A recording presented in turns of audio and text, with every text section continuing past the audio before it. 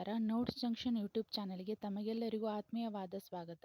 ಈಗಾಗಲೇ ತಿಳಿದಿರುವಂತೆ ನಾವು 6ರಿಂದ 10ನೇ ತರಗತಿಯವರೆಗಿನ ಪಠ್ಯಕ್ರಮದ ಸೀರೀಸ್ ಮಾಡ್ತಾ ಇದ್ದೇವೆ. ಈ ಸೀರೀಸ್ನಲ್ಲಿ ನಾವು ನಿಮಗೆ ಎಲ್ಲ ಸ್ಪರ್ಧಾತ್ಮಕ ಪರೀಕ್ಷೆಗಳಿಗೆ ಉಪಯುಕ್ತವಾದ ನೋಟ್ಸನ್ನು ನೀಡುತ್ತಿದ್ದೇವೆ. ಸೊ ಆದಷ್ಟು ಈ ವಿಡಿಯೋನ ಎಲ್ಲರೊಂದಿಗೆ ಶೇರ್ ಮಾಡಿ ಹಾಗೂ ನಮ್ಮ ನೋಟ್ಸ್ ಜಂಕ್ಷನ್ ಯೂಟ್ಯೂಬ್ ಚಾನಲ್ನ ಸಬ್ಸ್ಕ್ರೈಬ್ ಮಾಡಿ ಪಕ್ಕದಲ್ಲಿರುವ ಬೆಲ್ ಐಕನನ್ನು ಪ್ರೆಸ್ ಮಾಡಿ. ಸೊ ಬನ್ನಿ ಇವತ್ತಿನ ತರಗತಿಯನ್ನು ಶುರು ಮಾಡೋಣ. ಇವತ್ತಿನ ತರಗತಿಯಲ್ಲಿ ನಾವು 7ನೇ ತರಗತಿಯ 13ನೇ ಅಧ್ಯಾಯವಾದ ಉತ್ತರ ಅಮೆರಿಕ ಖಂಡದ ಕುರಿತು ನೋಡೋಣ. ಮೊದಲನೇದಾಗಿ ನಾವು ಉತ್ತರ ಅಮೆರಿಕ ಖಂಡದ ಸ್ಥಿತಿ ಮತ್ತು ವಿಸ್ತೀರ್ಣ ಕುರಿತಾಗಿ ನೋಡುವುದಾದರೆ, ಉತ್ತರ ಅಮೆರಿಕ ಖಂಡವು ಪಶ್ಚಿಮ ಗೋಳಾರ್ಧ ಮತ್ತು ಉತ್ತರ ಗೋಳಾರ್ಧದಲ್ಲಿ ಇದೆ.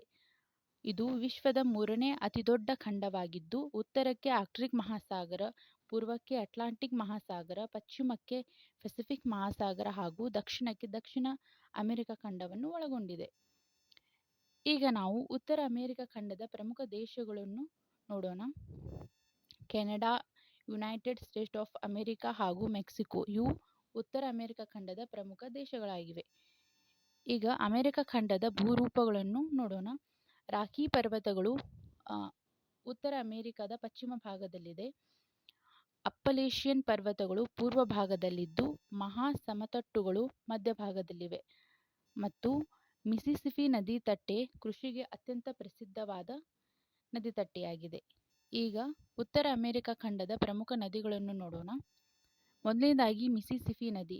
ಇದು ಅತಿ ಉದ್ದವಾದ ನದಿಯಾಗಿದೆ ಹಾಗೂ ಮಿಸೂರಿ ನದಿ, ಕೊಲರಾಡೋ ನದಿ, ಸೇಂಟ್ ಲಾರೆನ್ಸ್ ನದಿ ಇವು ಉತ್ತರ ಅಮೆರಿಕ ಖಂಡದ ಪ್ರಮುಖ ನದಿಗಳಾಗಿವೆ. ಈಗ ಸರೋವರಗಳ ಕುರಿತು ನೋಡೋಣ.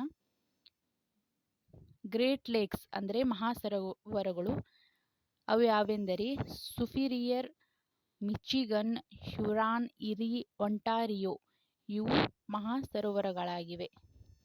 ಇವುಗಳು ವಿಶ್ವದ ದೊಡ್ಡ ತಾಜಾ ನೀರಿನ ಸರೋವರಗಳ ಗುಂಪುಗಳಾಗಿವೆ. ಈಗ ಉತ್ತರ ಅಮೆರಿಕ ಖಂಡದ ಹವಾಮಾನದ ಕುರಿತು ನೋಡೋಣ.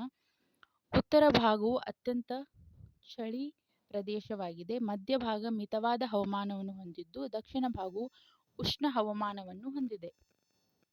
ಈಗ ಉತ್ತರ ಅಮೆರಿಕ ಖಂಡದ ಸಸ್ಯ ಮತ್ತು ಪ್ರಾಣಿ ಜಗತ್ತನ್ನು ಕುರಿತು ನೋಡೋಣ. ಉತ್ತರ ಭಾಗವು ಟಂಡ್ರಾ ಸಸ್ಯಾವಳಿಯನ್ನು ಒಳಗೊಂಡಿದ್ದು, ಮಧ್ಯಭಾಗ ಹುಲ್ಲುಗಾವಲುಗಳಿಂದ ಕೂಡಿದ್ದು, ದಕ್ಷಿಣ ಭಾಗ ಅರಣ್ಯಗಳನ್ನು ಒಳಗೊಂಡಿದೆ. ಇಲ್ಲಿನ ಪ್ರಮುಖ ಪ್ರಾಣಿಗಳೆಂದರೆ ಪೋಲಾರ್ ಕರಡಿ, ಬೈಸನ್ ಹಾಗೂ ಜಿಂಕೆ. ಈಗ ಉತ್ತರ ಅಮೆರಿಕ ಖಂಡದ ಕೃಷಿ ಮತ್ತು ಖನಿಜ ಸಂಪತ್ತು ಕುರಿತು ನೋಡೋಣ. ಗೋಧಿ, ಜೋಳ, ಹತ್ತಿ ಇಲ್ಲಿನ ಪ್ರಮುಖ ಬೆಳೆಗಳಾಗಿದ್ದು, ಕಬ್ಬಿಣ, ಕಲ್ಲಿದ್ದಲು, ತೈಲ ಸಮೃದ್ಧಿಯಾಗಿ ದೊರೆಯುತ್ತದೆ. ಈಗ ಉತ್ತರ ಅಮೆರಿಕ ಖಂಡದ ಜನಸಂಖ್ಯೆ ಕುರಿತು ನೋಡೋಣ. ಜನಸಂಖ್ಯೆಯು ಹೆಚ್ಚಾಗಿ ಮಧ್ಯ ಮತ್ತು ಪೂರ್ವ ಭಾಗಗಳಲ್ಲಿ ಇದೆ.